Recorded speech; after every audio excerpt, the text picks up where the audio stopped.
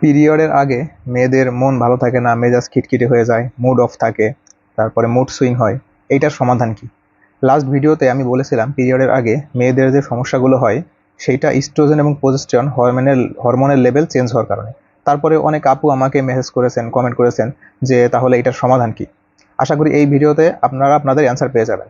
মাসিকের আগে মেয়েদের শরীরে যে চেঞ্জগুলো হয় এটা সম্পূর্ণ স্বাভাবিক, তাই এগুলোর জন্য কোনো ঔষধের দরকার হয় না। কিন্তু এখানে লাইফস্টাইল চেঞ্জ করলে আশা করি আপনাদের অবস্থার উন্নতি হবে।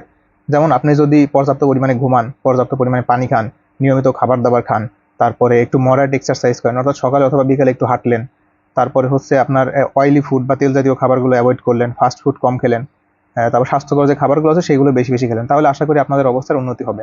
মাসিকের আগে যে চেঞ্জগুলো হয় সেটা যদি আপনার কাছে অস্বাভাবিক মনে হয়, অর্থাৎ এটা যদি আপনার সহ্য ক্ষমতার বাইরে চলে যায়, দীর্ঘদিন পারসিস্ট করে বা ঘন ঘন হয়, আপনার স্বাভাবিক কাজকর্ম করতে অসুবিধা হয়, তাহলে আপনি একজন গাইনি ডাক্তারের কাছে যেতে পারেন। গাইনি ডাক্তারের কাছে গেলে তিনি আপনাকে হরমোন কন্ট্রোলের জন্য বিভিন্ন ঔষধ দিতে পারে, আপনার অ্যান্টি ডিপ্রেশান্ট ঔষধ দিতে পারে, অথবা আপনার পেইন থাকলে পেইন ম্যানেজমেন্টের ঔষধ দিতে পারে, বা আপনার যদি সাইকিয়াট্রিস্টের কাছে কাউন্সেলিংয়ের দরকার হয় তাহলে তিনি আপনাকে সাইকিয়াট্রিস্টের কাছে রেফার করতে পারে।